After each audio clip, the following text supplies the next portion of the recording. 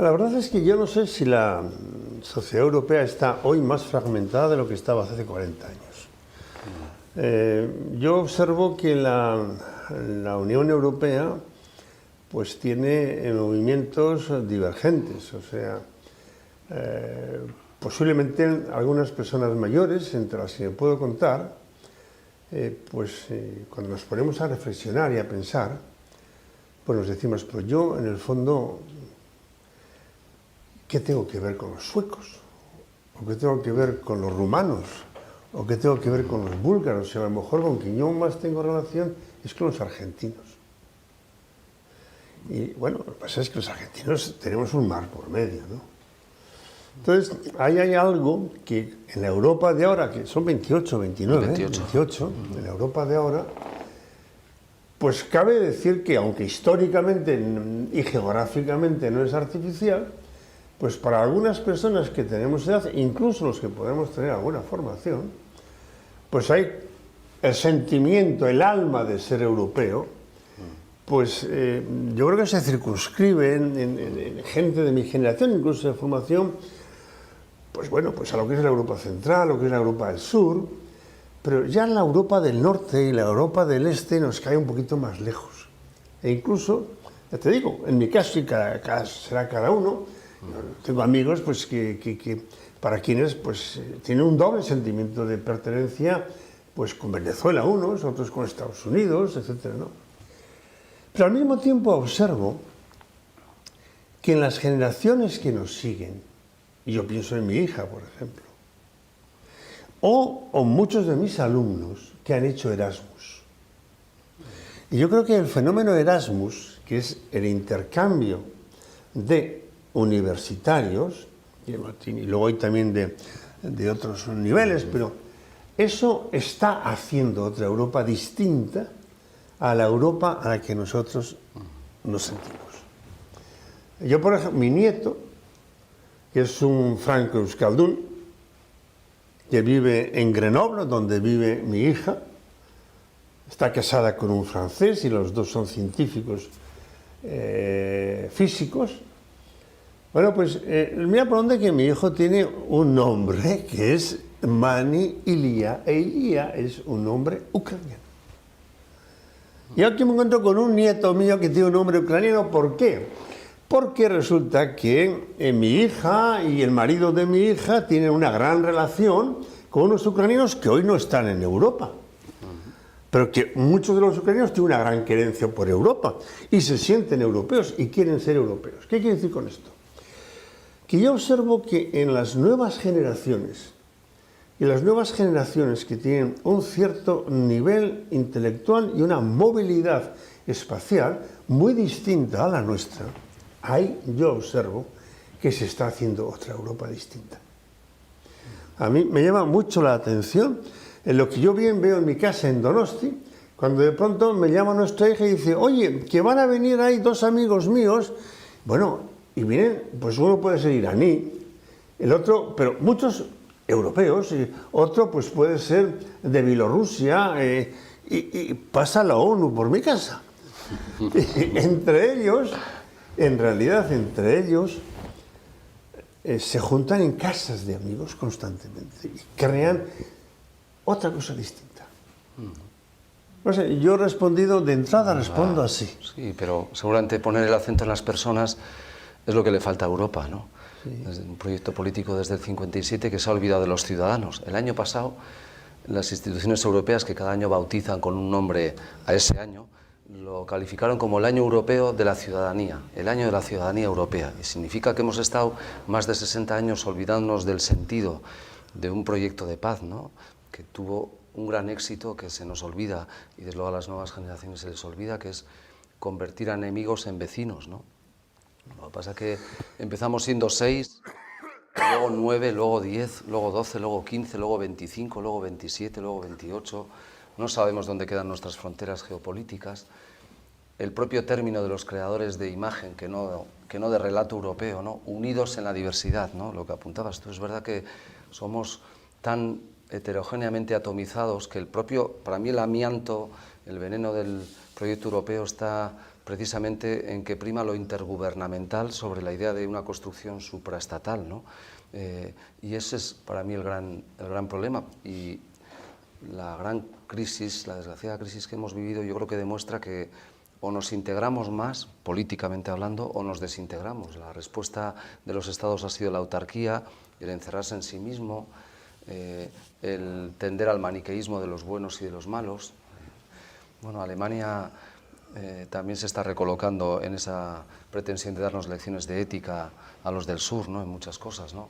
Ahora con esto, pero hace poco condenada en el Banco Mundial Siemens, su gran locomotora desde todo punto de vista, por chantajes y sobornos en la obtención de inversiones internacionales, ¿no? Los europeos, ese afán de etiquetarnos a unos y a otros, me parece tan simplista, ¿no? Y sin embargo da tantos réditos porque no hay una opinión pública europea, ¿no?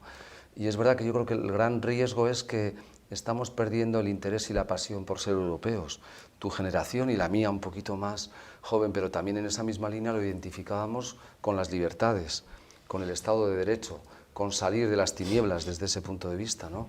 Eso para los jóvenes de los que hablabas, que construyen otro tipo de vida y de relación, ha llegado ya, como llegan los fenómenos meteorológicos, y eso no es así, ¿no? Entonces, perder la pasión por el proyecto europeo, mirarse al ombligo cada opción política y cada gobernante, porque el demos, el sujeto político que les elige, no es Europa, son los suyos, hace difícil, ¿no? Y sin embargo yo soy ingenuo perpetuador de la idea europea, o lo debemos de hacer, porque somos, si no, insignificantes, y porque los estados yo creo que son demasiado grandes para problemas pequeños, y demasiado pequeños para problemas grandes, y hace falta tener, además, lo decía el otro día Durão Barroso, le invitamos a un coloquio poco antes del verano, y él yo creo que hizo un mensaje muy interesante, dijo, bueno, para todo el mundo Europa es una potencia decadente, ¿no?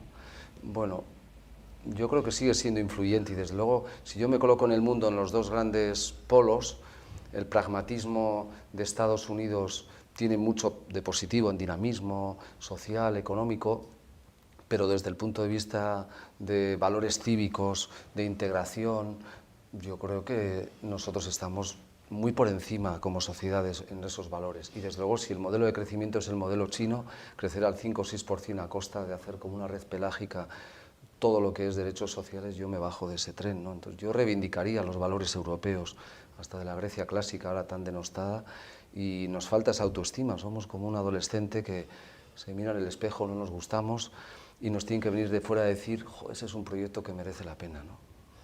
Pero... yo creo que Europa, yo creo que tiene futuro a poco que nosotros no lo fagocitemos nosotros mismos.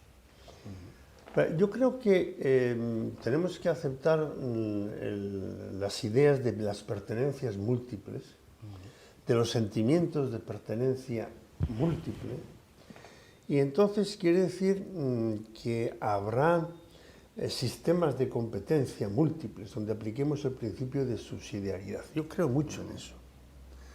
O sea, yo soy vasco y Euskadi está hoy entre España y Francia. Luego, hay algo de español en mí y algo de francés.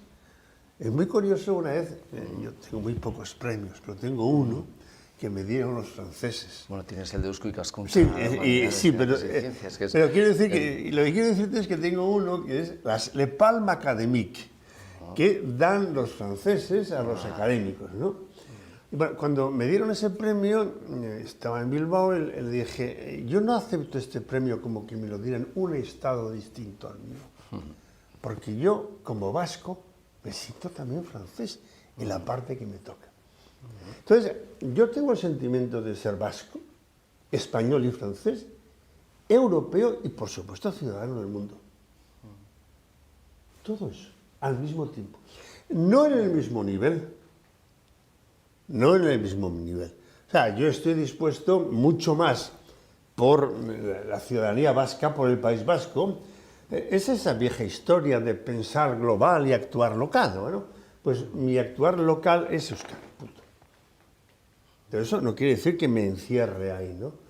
Entonces, a mí esta especie, digamos, esto que yo llamo sentimientos múltiples de pertenencia, pero no idénticos, no con los mismos acentos, creo que es algo en lo cual yo veo que sienten incluso en mis nuevas generaciones, las nuevas generaciones. Y vuelvo al ejemplo que conozco. Yo, por mi vida de profesor, he tenido mucha relación con gentes de Erasmus, y tú también habrás tenido. Y cómo vienen. Y de pronto, como sientes que en esas personas, por un lado se dicen, ¿de dónde eres tú? Pues yo soy de Aberdeen, yo soy de Milán, yo soy... Entonces se sienten escoceses, se sienten británicos, se sienten italianos, pero claro, se mueven por Europa como Pedro por su casa. Porque para ellos Europa es el patio de su casa. Estoy hablando de una élite universitaria. No nos engañemos, o sea, son pocos, pero esos son los que van a hacer, pues, cual mancha de aceite, pues, crear esta nueva Europa de los ciudadanos. Es verdad, como tú decías, que la Europa, y todavía hoy en día, sigue siendo la Europa de los mercaderes, todavía hoy en día. Más que los mercaderes, la Europa de los financieros, todavía hoy en día. Y eso es verdad. Pero yo tengo esperanza en estas nuevas generaciones que por relación entre ellos, por imbricación en su vida cotidiana, en su vida de estudios y de todo, bueno, pues de pronto están construyendo de una manera Europa. Claro, mi nieto habla euskera y francés. Aprender euskera en Grenoble no es fácil. Pero bueno, mi hija nos tiene prohibido dirigirnos al nieto en francés, porque tanto Coruco, mi mujer, como yo, pues dominamos la lengua. Pero no nos deja. Porque, entonces, eso es hacer Europa. Sí, estoy de acuerdo. Pero a Europa le falta alma. Le falta alma. Y ahora los politólogos buscan el relato de Europa, ¿no? Son palabras huecas que suenan muy bien, pero los relatos no se inventan, los relatos se generan a través de este tipo de interrelaciones, de identidades compartidas, de soberanías entrecruzadas, de interdependencia.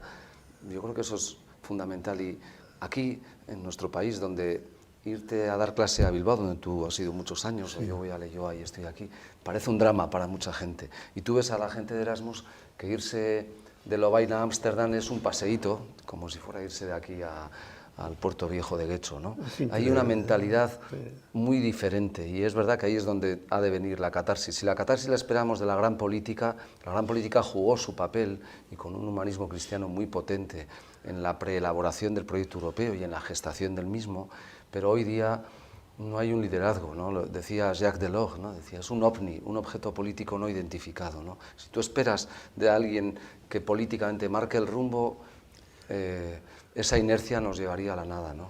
Pero... es verdad que la Unión Europea, incluso para los que teóricamente podríamos saber algo de esto, ¿no? Cuando te pones a mirar en qué consiste la Unión Europea, claro, es un follón, ¿eh? O sea, los organismos que tiene la Unión Europea dice, es una cosa complicadísima. Había un clásico, Lucrecio, del siglo I a.C., decía, todas las construcciones inacabadas son débiles. Llevamos desde el 57 sin saber por dónde vamos a terminar rematando este edificio, ¿no? Entonces, claro, si estás así y no sabes qué quieres ser de mayor, es imposible construir algo. Entonces, luego se hace una gobernanza imposible de ordenar, ¿no? Las tomas de decisiones son extremadamente complejas, ¿no? Porque tienes instituciones distintas. Yo no sé si sería capaz de reproducir ahora de cabeza las que son, pero además del Parlamento está la Comisión, pero luego hay dos consejos. Uno que es, tú sabes más que yo de esto, uno que es el Consejo de los Consejos, que tiene un nombre. El patrón, los patronos, donde están los presidentes de los diferentes estados, y otro es otro consejo más... están los primeros ministros, son los ministros de finanzas, o sea, ¿quién organiza todo eso? ¿Quién decide todo eso? Pues los presidentes de los diferentes estados. Luego, ahí hay un déficit democrático muy grave. ¿Quién tendría que decidir eso? El Parlamento. El Parlamento es el pepito grillo de la conciencia europea, pero desgraciadamente no... O sea, nadie entendemos. Si yo ahora preguntara a un ciudadano vasco, incluso metido en política, dime 5 nombres, 6, de parlamentarios de los 75 de Gasteiz. Sí. un 85% de la población que no sabe decir 6 nombres y no los tiene por qué saber decir. ¿Pero por qué? Porque en las elecciones parlamentarias, con todo el cariño y respeto a los parlamentarios, lo que eliges es al presidente, al Lehendakari, a quien va a regir los destinos de tu país, ¿no? A través obviamente de la representación parlamentaria. Elegimos un parlamento que además ni sabemos cuántos escaños va a tener en cada elección, porque se adecúan en función de los intereses de los estados, pero, y creo que ahí está el gran problema, no sirve para designar un presidente ejecutivo que nos represente y que piense en los europeos como europeos, ¿no? Allí se debate del todo y de la nada, pero realmente capacidad real de influencia, salvo despertarnos la conciencia europea, que no es poco, no tiene verdaderamente el peso que podría tener en la tradición de Montesquieu, ¿no? Decir, oiga, un parlamento que controla un ejecutivo, no es eso, es un juguete para decir que somos una democracia formal, pero de facto no hay un demos, un sujeto político europeo, ¿no? Sí, el problema de la Unión Europea es que se ha hecho en base a estados. Es otra cuestión que hay que hablar. Claro, cuando algunos decimos, nosotros, por ejemplo, los vascos, bueno, ¿y cuál es nuestro sitio ahí? Claro, nosotros podemos estar ahí en tanto en cuanto estamos en España y estamos en el Estado español y en el Estado francés. Pero no podemos estar ahí en tanto que vascos. A mí me gustaría que sí, sería posible. La Europa de los pueblos, que además pretendía emerger de la fracasada Constitución. José Ramón Bengoechea, también premio Eusko Ikaskuntza, elaboró una preciosa versión de la Constitución Europea. Por cierto, Eusko Ikaskuntza fue la única organización no gubernamental que propuso un proyecto de Constitución Europea, una readecuación de la misma, ¿no? Y entendía, y disculpa que te he interrumpido, que la construcción interestatal es más de lo mismo y que para alcanzar ese alma tienes que tener en cuenta los pueblos y las naciones que coexisten dentro de los estados, porque construir una Europa con la visión decimonónica del Estado-nación único, exclusivo y excluyente, eso no es geopolítica. O sea, es verdad, a condición de que nosotros no soñemos en una especie de Estado vasco con fronteras, excluyente del otro, con una univocidad de sentimientos de pertenencia, etc. O sea, es preciso que la gente que esté aquí y que vendrá, porque tiene que venir, porque si no viene nosotros desaparecemos. Esa es una historia que no tenemos que tener. Si nosotros vamos a mantenernos como país vasco, va a ser porque tengamos aquí a gente que haga cosas que nosotros, los autóctonos, no queremos hacer. Luego las necesitamos aquí. Pero claro, lo necesitamos aquí no solamente como mano de obra, sino como ciudadanos que se sientan a sí mismos vascos y quieran construir con nosotros la realidad de Euskadi en el concierto de las naciones.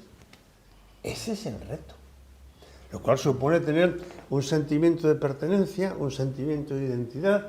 Eso es el concepto de un vasco que se abre al mundo. Pues si eso lo tenemos en Iparraguirre.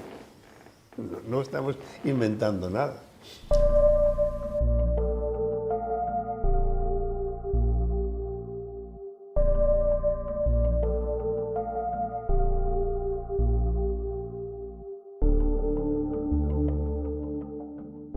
Pues yo creo que un futuro muy grande, porque eso es una de las cosas que creo que se pueden afirmar ya con tranquilidad. La globalización lo que está haciendo es mantener, y yo diría incluso que apuntalar la importancia, digamos, de lo que yo llamo las comunidades históricas o las comunidades naturales o los sentimientos naturales de pertenencia. Es como la otra cara de la moneda. Si tú de pronto te das cuenta de que un catarro de la bolsa de Shanghái de pronto tiene un efecto, digamos, mariposa enorme que te afecta a ti que estás aquí en tu casa de San Sebastián, de pronto tienes un sentimiento de decir, oiga, mire usted, que yo mi vida cotidiana la hago aquí, que yo voy a tomar un vino aquí, que yo voy a oír mi música aquí, que mis socios están aquí, que mis amigos están aquí. Entonces, tienes un sentimiento de decir, sí, yo me siento perfectamente bien, ciudadano del mundo, pero aquí.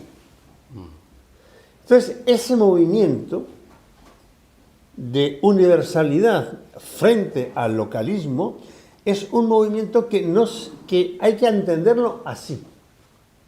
Yo no acepto cuando me dicen, no, mire usted, yo estoy contra todas las patrias, yo soy internacionalista. Digo, naranjas de la China.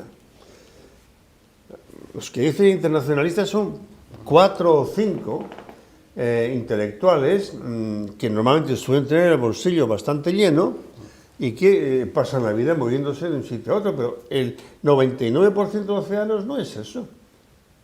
Yo personalmente me siento, como he dicho antes, profundamente europeo y ciudadano del mundo. No sé por qué me estaba acordando yo de Vargas Llosa, que ahora está de actualidad por otras cosas, y la sátira a veces soez que emplea un hombre de su intelecto contra el nacionalismo entendido como algo excluyente, exclusivo, sí. De un sentimiento identitario que te anula como ciudadano, como si el concepto de entender que tienes tu choco, tu lengua, tu cultura, fuera a pretender decir que soy más o mejor que cualquier otro, ¿no? Es algo tan absurdo entenderlo de esa manera, ¿no? Y en la misma línea que tú apuntas, el proyecto europeo debiera de servir precisamente para eso, ¿no? Además, el debate se juega en otra división, que es si el inglés ha desplazado al francés como lengua de procedimiento. Bueno, el euskera es checo zapatilla, que te sientes a gusto, te sientes en tu ámbito comunicacional, en tu código, pero todos somos conscientes de que no puedes abrirte al mundo con esa lengua. Pero eso no es ningún demérito de la lengua, es el sentido hasta emocional de una lengua, ¿no?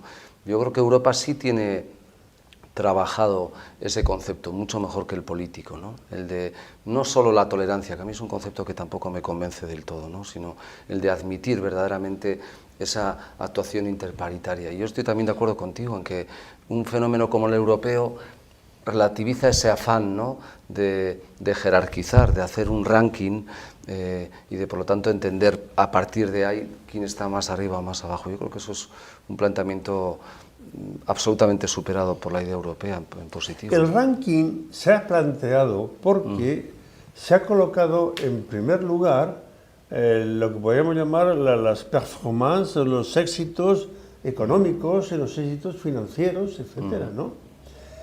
Un modelo, digamos, de estar en el mundo en donde la dimensión financiera, económica, pues ha adquirido una relevancia que no tiene en otros sitios, en donde también sabemos jugar, digamos, con otros registros. Fíjate, yo no estarás de acuerdo conmigo con esto que voy a decir ahora, Juanjo. A mí, una de las cosas que me asustan de Europa, y en realidad no solamente de Europa, pero también de Europa, es el exceso de legalismo, o sea, la gigantesca proliferación de normas, leyes, disposiciones que yo creo que están matando una cierta espontaneidad, una cierta relación personal entre nosotros. Incluso yo voy más allá. Yo creo que están despersonalizando la propia responsabilidad. O sea, ya nadie se dice responsable de nada. Se trata simplemente de cumplir la ley, lo cual está muy bien, dicho sea entre paréntesis. Pero sí, hay una... Pero claro, yo creo que un país se construye cuando uno, en primer lugar, se hace responsable de lo que está haciendo. Y no se limita simplemente a decir qué es lo que me obliga la ley a hacer en estos casos. Y un país se construye cuando es cierto aquella extraordinaria expresión de Kennedy cuando decía: no preguntes a América qué puede hacer por ti, sino qué puedes hacer tú por América. Y en este punto es donde yo veo un déficit que me preocupa y creo que me va a ocupar algún tiempo. ¿Cómo hemos llegado a una situación en la cual el ciudadano al final se desresponsabiliza en el sentido de decir: miren, yo lo que me manda la ley, lo que me diga el protocolo, pero yo no hago esto porque creo que tengo que hacer, porque me parece que esto es lo correcto, sino que hago esto porque no me queda más remedio, porque me digan que hago esto. Esta cultura, esta forma de ver las cosas, esta dimensión, es lo que hizo que ya Thatcher, y no os quiero yo magnificar a Thatcher ahora, ni mucho menos, hablara de los burócratas de Bruselas y de Estrasburgo. Entonces, yo ahí sí creo, tenemos que ir a Estrasburgo, en España la proliferación de leyes es impresionante. Y leyes cada vez más coercitivas. Hay que ver la evolución en el derecho penal en España. Es así, Javier. Entonces, ¿cómo damos la vuelta a eso? Yo creo que eso mata el espíritu de una sociedad, porque hace una sociedad a la defensiva, una sociedad sin punch, una sociedad sin capacidad de tener lo que decía el primer Alain Touraine en los años 70, historicidad, que es la capacidad de hacerse a sí mismo. Pero eso no es a base de acumular leyes y normas y prohibiciones. No, es a base de crear una conciencia de pertenencia abierta, demócrata, etcétera. Perdona, me he extendido un poco. Pero además a mí me toca de cerca como jurista lo que apuntas y tienes toda la razón. Hay una hipertrofia normativa bárbara que incentiva el gregarismo social y de las organizaciones. Claro. Tú escuchas en la universidad, no, me parece muy buena tu idea, pero la aplicación no lo permite. La aplicación del sistema, el reglamento que está por ahí regulando absolutamente todo, ¿no? Y eso acaba cohibiendo el desarrollo de las organizaciones, regulando conductas como si fuéramos menores de edad como sociedad, ¿no? Y efectivamente eso es algo que, una deriva que en Europa hay hasta comités que analizan las cantidades de normas elaboradas. Y hablando de cultura y de nuestra cultura, nuestro derecho foral, ¿no?, que nació de abajo arriba y que fue un ejemplo precioso de adecuar la convivencia, decía lo contrario, decía las leyes pocas y breves. Y esa es la esencia, yo no sé, en todo, porque en educación, que es algo absolutamente transversal y fundamental, ¿no?, que una ley de educación tenga nombre y apellidos es el máximo oxímoron que puede haber. Una ley de educación tiene que ser una ley de parámetros, que marque un hilo conductor a partir del cual dejes al propio sistema educativo evolucionar y desarrollar, porque está moldeando algo que no encaja en una ecuación, somos personas, ¿no? Entonces, me parece tan penoso elaborar leyes con cuerpo de reglamento, porque detallan hasta el último extremo, que eso efectivamente anula todo. Y es un enorme problema en Europa esa dimensión, y efectivamente aquí el legislador le ha cogido gusto, porque de esa manera han confundido gobernar, que no liderar, con legislar.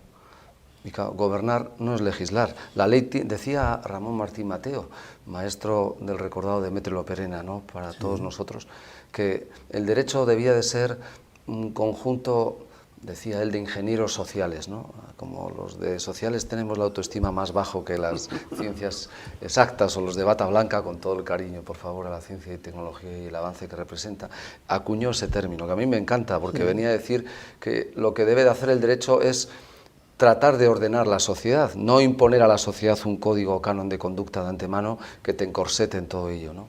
Pero la tendencia va por donde tú apuntas, sí, desgraciadamente. Porque fíjate, hay una cosa que para mí es como una especie de mantra y me sale por las orejas, ¿no? Uno de los valores entendidos como eso que es importante para la gente, ¿ya? Sin más, ¿eh? Eso que es importante, por lo cual vale la pena luchar, por lo que se esfuerzan, es el valor de la seguridad. La seguridad es en este momento uno de los valores por los cuales, y eso explica, por ejemplo, que las instituciones que tienen en este momento un mayor prestigio sean la Guardia Civil, la Policía Nacional, las policías y luego todos los... Bueno, para mí no tiene mucho prestigio, Javier. Ya, pero quiero decir pero este sentimiento de seguridad, que realmente es impresionante, yo suelo hablar mucho sobre esto y pienso mucho y quiero seguir escribiendo, lleva a extremos pues, que son realmente impresionantes. Voy a poner un ejemplo muy sencillito. Si tú coges una medicina y sacas el prospecto de la medicina, ¿pero qué pone en ese prospecto? Es todos los males que te pueden pasar. El consentimiento informado, tú lo tomas. Entonces tú lo tomas sabiendo que a lo mejor te da un infarto. Y no puedes decir nada si te da después. ¿A quién le da el infarto? El infarto le da a uno de cada 1.000.000 que han tomado esto. Si te da a ti, el fabricante dice, yo ya le informé. Entonces, esos los prospectos de las medicinas no sirven rigurosamente para nada. No, para nada no. Sirven para que esté tranquilo el fabricante y que tenga detrás una seguridad jurídica de que le pase lo que le pasa, que tome esa medicina, él diga, yo ya lo dejé.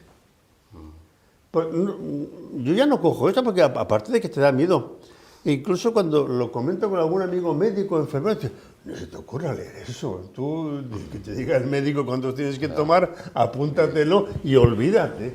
Pues ese es un ejemplo.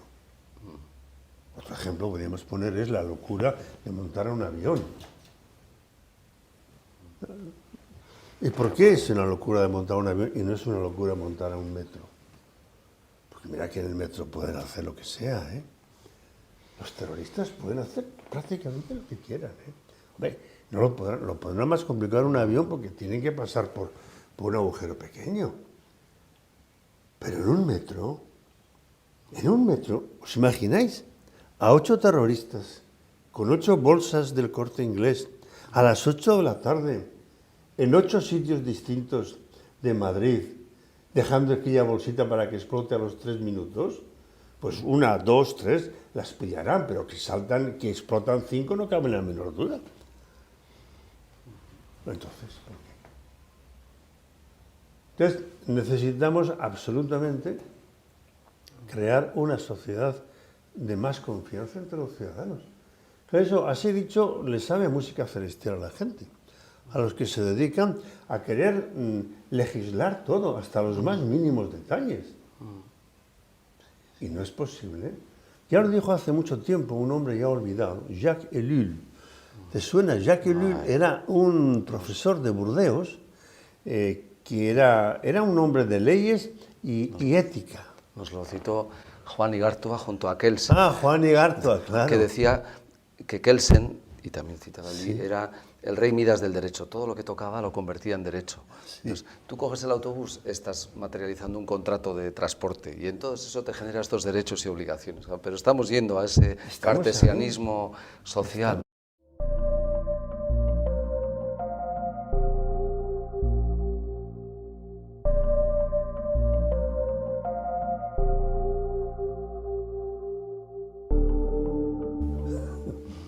Verdaderamente es un desastre. O sea, yo creo que hemos perdido, tenemos la ilusa idea de que el mundo científico-técnico, que es fundamental,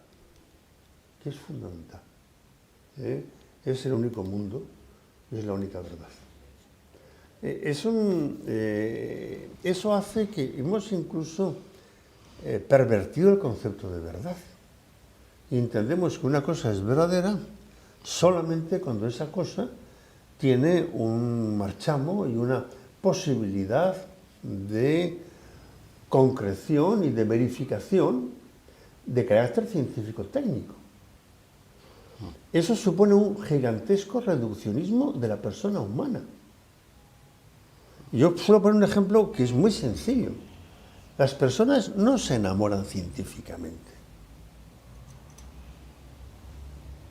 Cuando yo me enamoro de una persona, es que no ha sido la consecuencia de un proceso experimental en el cual yo he hecho un trabajo de campo, en el cual yo he podido juntarme con 20 personas, 25 personas, he conversado con esas 25 personas, si se ha dejado, he tenido relaciones íntimas con esa persona, y un día ya con todo eso digo, bueno, ya me basta, con 25 me basta, ¿no? Y entonces voy y llego a mi casa y hago un análisis y digo, pues según esto, la que va a mí es Maripupi. Entonces voy a donde Maripupi y me dice, oye, científicamente tú y yo estamos hechos para casarnos. Exagero apenas. Pero que eso que vale para ese ejemplo, vale para todo. Entonces, ¿lo que quiere decir? Que si yo reduzco, digamos, las tomas de decisiones en la vida al conocimiento y a la verdad científico-técnica, llegaríamos a un empobrecimiento que ya está escrito. Es el mundo feliz de Aldous Huxley. De hace casi un siglo, cuando escribió eso, ¿eh? Hace casi un siglo, no tanto.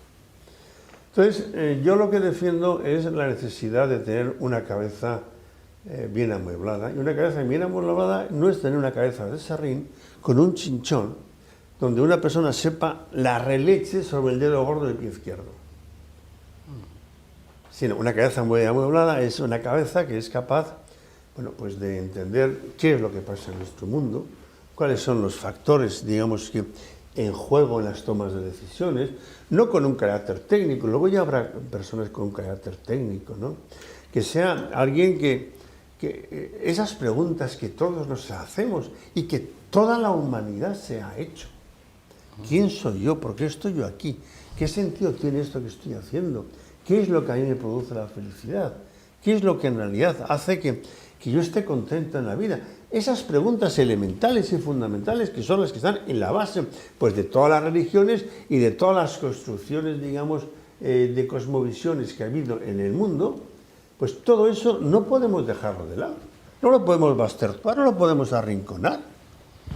Entonces, eso es lo que llamamos, digamos, el pensamiento que sea no solamente un pensamiento científico-técnico, sino que sea un pensamiento donde esté el sabor humanístico, donde esté la humanidad, donde esté cómo los hombres y mujeres a lo largo de los, pues yo qué sé, si podemos hablar de humanidad hace pues 8.000, 7.000, 8.000 años, pues calcular cuántas generaciones ha habido, ¿no?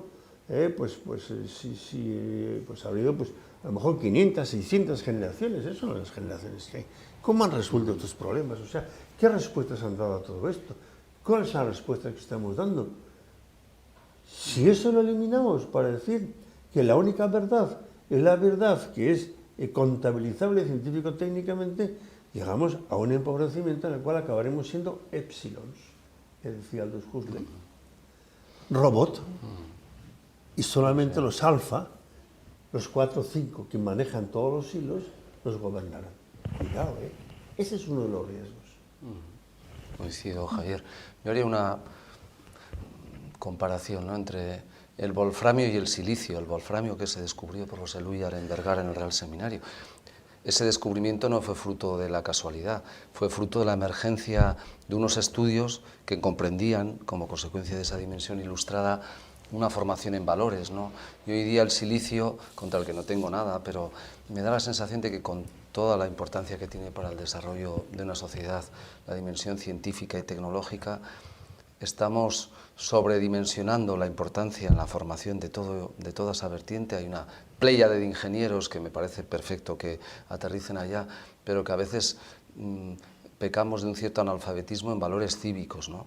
Y además, como estamos mercantilizando las relaciones humanas y sociales, la vuelta de rosca de esta crisis es que todo aquello que no dé réditos inmediatos sobra. Sobran los organismos consultivos que puedan opinar, sobran los informes que no tengan como objetivo hacer tomar la decisión A o B, y sobran aquellos ámbitos formativos que teóricamente no tienen, horrible término, empleabilidad, ¿no? E incluso en el mundo universitario yo creo que hay una también tendencia hacia esa faceta por entender que al final la obligación es gestar personas que puedan después trabajar de aquello que han estudiado. Yo creo que es un craso error, y además habría que poner encima de la mesa las opiniones de los responsables y hombres y mujeres de recursos humanos de nuestras empresas, que cada vez te dicen que el currículum, siendo importante, es un elemento menor en la decisión de a quién seleccionar. Lo importante es la persona, la aptitud, la capacidad de querer aprender, de comportarse en grupo, de funcionar a pales, con humildad y con ganas de desarrollar, de no querer ganar ni en lo económico ni en el conocimiento todo en un día, ¿no? Y eso no se aprende si no es con las ciencias humanísticas, ¿no? Me parece que es un elemento clave. Incluso hemos llegado a tender a la perversión de considerar la economía como una ciencia exacta, ¿no? La economía es una ciencia social.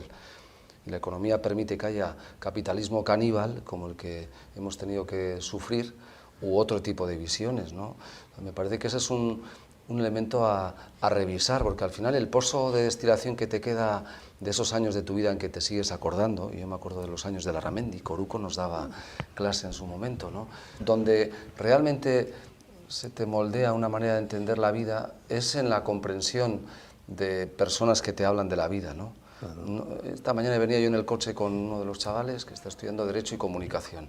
Ahí está, Itzal Irratia, digo, no, quiero que escuches lo que ha pasado ayer en Cataluña, porque se supone que estás estudiando para tratar de entender lo que sucede y cómo poder encauzarlo. Claro. No me digas, no me entra en el examen y no me importa, ¿no? Pero estamos generando ese tipo de visión instrumental de la formación, donde lógicamente la ciencia y tecnología tienen una aplicabilidad más rápida, más próxima. Y me parece que es un error como sociedad cegarse y ponerse la anteojera solo en eso, ¿no? Con un añadido muy importante, y es que una formación exclusivamente científico-técnica, o instrumental, por ser más exacto, está llamada a fracaso, ¿eh? Porque con la volatilidad, digamos, de la innovación tecnológica en este momento, el que solamente entienda, digamos, las máquinas y que en este momento, y sea el mejor en eso, se puede quedar pasado mañana en la calle. Yo no he podido asistir este año, pues porque no he podido, pero ahí, yo soy un lector del diario Le Monde, y el diario Le Monde organizó este pasado fin de semana una serie de encuentros, de conferencias, debates, etc. Uno de ellos, yo estuve el año pasado, este año no he podido ir, donde decía el futuro de la robótica. Y digamos, en la pequeña explicación que daba, en las líneas de explicación de en qué consistía, la tesis que defendía uno de los que iba a hablar era la de decir que el año 2030, creo que decía, la mitad de los actuales trabajos los llevan a cabo robots. Con lo cual nos vamos a encontrar con un fenómeno humano impresionante. Porque claro, gran parte de la mano de obra no formada, esa mano de obra la van a hacer los robots. Entonces, ¿qué van a hacer esas personas en su vida? Luego, necesitamos absolutamente cambiar totalmente el sistema educativo y meternos, pero de una vez, lo que ya la Unión Europea viene diciendo desde el plan FOR, que nos hemos olvidado, el aprender a ser, desde el plan de LORS, desde los planes que han venido después y el de 2000, que ya no sé quién es el que lo firmó, donde hablaba el memorándum para una educación a lo largo de toda la vida. Entonces, ese es un cambio. Y ahí es donde yo espero que la Unión Europea sea capaz, digamos, de llevarlo a la práctica. Quienes más lo hacen esto son los americanos, porque claro, los denostados americanos, que a mí en muchas cosas también me repartían mucho, tanto que yo no voy a Estados Unidos por no tener que soportar, digamos, la entrada en Estados Unidos. Pero para que veáis lo que... hay cosas que nos ganan. O sea, la flexibilidad que tienen los americanos para entrar y salir en la empresa. Coruco, mi mujer, tiene amigos, porque estuvo allí, y entonces tiene una amiga suya que es médico, pero de pronto esa mujer, los críos ya están creciendo y dicen, ahora me voy a pasar un año pues porque quiero estar en China y quiero aprender lo que es el mundo chino, y está allí y deja el trabajo, vuelve al trabajo, todo ese, y quiere aprender y sigue aprendiendo. Ese modelo, que aquí es impensable, es impensable. Aquí la universidad es una escuela superior que lo organizan los autobuses. Se entra a las 8 de la mañana y se sale a las 3 de la tarde y si sale a las 3 menos cuarto mejor, porque hay un autobús que entonces lo coges. Mi mayor frustración como docente, he estado 35 años, fueron los 3 años que estuve de decano, fracasé estrepitosamente. Me llevó una desilusión porque me daba cuenta de que los alumnos no me preguntaban o no me pedían por la calidad de tal profesor o porque observaban tal ausencia en en la formación que recibían, o me pedían, oye, pues organízanos un curso sobre esto. No. Todo su problema era cuáles eran los horarios de autobuses y cuándo serán los exámenes y las fechas de exámenes. Y que hubiera 2 días de espacio entre un examen y otro, y oye, y no me pongas el de fulanito de tal, el primero, porque es muy... Todas las batallas eran esas, por Dios.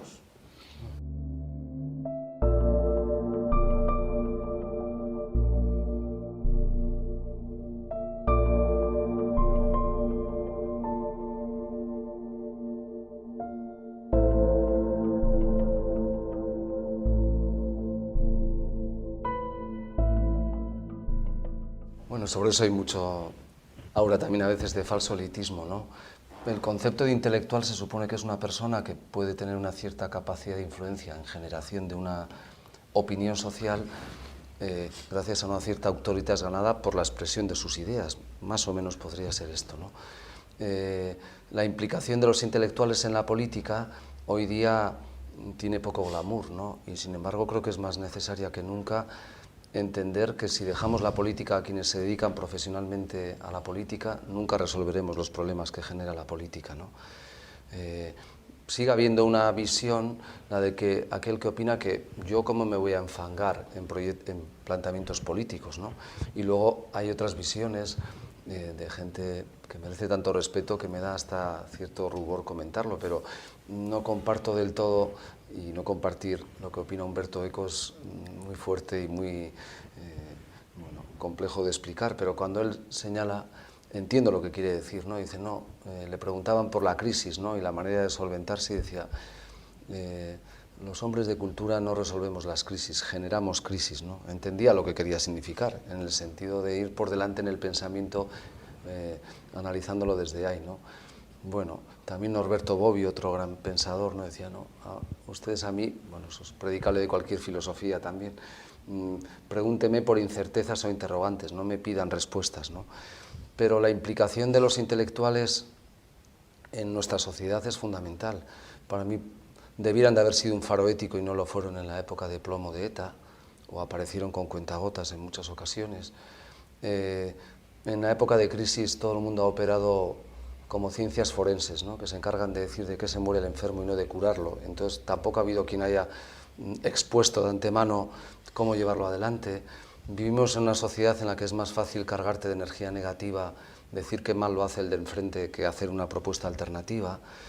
Y basta hacer un ejercicio en una reunión de universitarios. Si tú propones un análisis de una ley, analicemos hoy esta ley, divertimento intelectual. Podemos estar mañana, tarde y noche mucho tiempo. Si la metodología del seminario es el que critique este artículo, que proponga una redacción alternativa de este artículo. Entonces las comunicaciones disminuyen, porque es mucho más fácil criticar que construir desde ese ámbito, ¿no?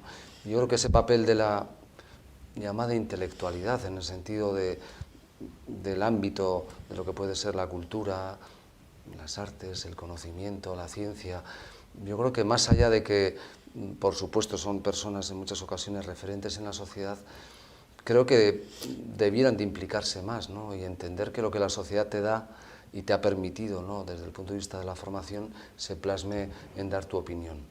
Pero como en este país tendemos a etiquetar absolutamente todo, ¿no? Yo creo que hay un temor a mezclarte en esa melee de la política, ¿no? Y interpretar que una formulación de ese estilo ya implica tomar partido, ¿no?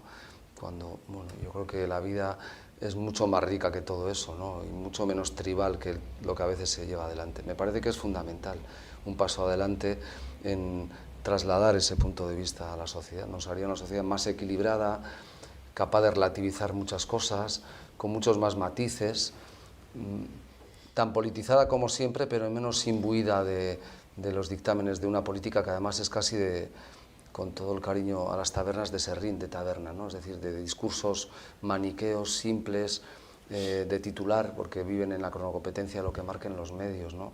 Yo creo que hace falta reivindicar esa dimensión de la intelectualidad en lo que es la adopción y la postura de toma de decisiones en la sociedad, ¿no? Yo siempre he tenido como una obligación, de alguna manera, el participar en la vida social. Y tú te has implicado mucho, Javier, Y además. participar en la vida social desde donde yo estoy. Y de hablar en la vida social de lo que yo creo que sea algo. A mí me ha parecido, porque yo he pensado que, sobre todo cuando uno llega a una cierta edad y adquiere un estatus, digamos, profesoral, si yo llego a ser catedrático de universidad, yo tengo los riñones cubiertos, o sea, a mí no me pueden echar de catedrático, salvo yo que sé, pues que haga una barbaridad, ¿no? Entonces, yo soy una persona que puedo decir realmente lo que pienso. pocas personas tienen la posibilidad que tenemos nosotros para decir realmente lo que pensamos. Es y un hoy, reducto de libertad. de- Es un reducto de libertad al es final. un reducto de libertad. Eso es cierto, eso es verdad. O sea, a partir del momento en que yo tenía mi riñón asegurado, que no es el caso de otros muchos que piensan. Yo podía poner ejemplos hoy, concretos, con nombres y apellidos, de personas que están trabajando pues en campos relacionados pues, con el gobierno vasco y que hacen informes, etcétera, que no tienen la libertad de decir realmente lo que piensan, porque si dicen realmente lo que piensan, su puesto de trabajo corre peligro. Eso también lo viví yo en los primeros años de mi vida profesional. Yo sé lo que es entregar un informe mío a un consejero y decirme, bueno, esto que se dice aquí es todo correcto. Yo he vivido eso en mi vida profesional. Por eso yo digo que hay algunos a quienes no les puedo pedir lo que sí puedo pedir a otros y me pido a mí. Una vez que tú has hecho tu carrera, has llegado al top de tu carrera, que es ser catedrático de universidad. Si tú no hablas, ¿quién coño puede hablar? Otra cosa es que te creas prepotente, pero en la sociedad actual el que se crea prepotente le van a sacudir bien sacudido y con razón. O sea, todo lo que podemos decir es, mire, yo de este tema he trabajado, lo he pensado un poco y esta es mi opinión y por la doy y se acabó. Pero también hay, Javier, una cierta ortodoxia elitista que alimenta la idea de que mezclarte con ese tipo de problemas sociales intelectualmente es rebajar tu nivel de intelectualidad. Sí, sí. Me parece penosa esa visión, pero hay un cierto planteamiento, en cierta ortodoxia en ese sector que plantea esto, ¿no? Pero escribir un artículo en un periódico no es propio de un catedrático. Bueno, pues sí. Ese tipo de visión que postula la idea de que yo me mueva en mi pequeño reino de taifas, donde ajeno a cualquier tipo de crítica decido y hago lo que quiero en términos intelectuales, me parece cómodo, muy poco comprometido, ¿no? Y sobre todo no cumpliendo la obligación que tienes con la sociedad, que te ha permitido sí, llegar ahí, ¿no? completamente de acuerdo. Fíjate que yo lo he padecido, no mucho, ¿verdad? No me importa otros carajos, pero yo he padecido esto que tú dices, o sea, Elzo, bueno, pues ese va, bueno, es un intelectual, pero de periódicos de alguna manera, ¿no? Él escribe pues para los periódicos y entonces pues tiene, ¿cuántas publicaciones tiene en inglés? Pues muy pocas, porque en realidad el mundo en el que yo me he movido no interesa a los ingleses. Si yo he trabajado toda mi vida, no en lo que más me hubiera gustado, pero es otra historia. Pero he trabajado en lo que he podido trabajar para ganarme los garbanzos y los míos y educar a mis hijos, ¿no? He trabajado en los temas de juventud, de violencia juvenil, en los temas de drogas. No son los temas que más me interesan. Ahora que estoy jubilado de dar clases, me dedico a otras guerras. A otras guerras muy distintas. Pero en esas guerras, ¿a quién coño le interesa en inglés cuál es el consumo de drogas de los jóvenes de Euskadi? A nadie. No le ha importado nunca. Nunca pretendió publicar ninguna cosa en inglés de esos tipos, ¿no? Pero eso automáticamente en nuestro mundo te rebaja. ¿En qué revistas científicas? Pero yo ¿Pero a creo mí que qué lo más, coño me importa pero, publicar en la revista La Naida de los ingleses? ¿Para qué? ¿Para decir que está en inglés? No, pero yo creo que los universitarios somos muy vanidosos y muchas veces nos preocupamos más de que nuestras ideas suenen supuestamente originales, que suelen bien, a que sean útiles, ¿no? Y la investigación, como todo, tiene que ser también una caja de herramientas, tiene que servir, ¿no? Y sin embargo, es difícil, esa visión existe, pero a mí me parece que es fundamental tener un sentido de utilidad en la vida, ¿no? Tratar en la pequeña parcela que te toca de primero intentar hacer razonablemente bien las cosas y segundo tratar de servir de utilidad, ¿no? Instrumentalmente hablando. Si tú conviertes la investigación en un fin en sí mismo para tu propio provecho curricular, que desgraciadamente es lo que ocurre muchas veces, bueno, pues puedes tener un extraordinario currículum, pero la dimensión social de lo que eso representa queda muy vacía. Pero una vez de que una persona llegaba al top, es catedrático, ¿a qué más puede aspirar? hacer premio Nobel, yo ya sé que no voy a llegar nunca a ser premio Nobel, no hay premio Nobel de Sociología, luego no me pueden dar el premio Nobel de Sociología. ¿A qué voy a aspirar? Pues simplemente a hacer las cosas dignamente, a ser reconocido por mis colegas, que mis colegas me llamen pues por aquí, por allá. Yo inauguro muchos congresos y bueno, pues ya es suficiente reconocimiento. ¿Para qué tengo que publicar en inglés? Ninguna necesidad.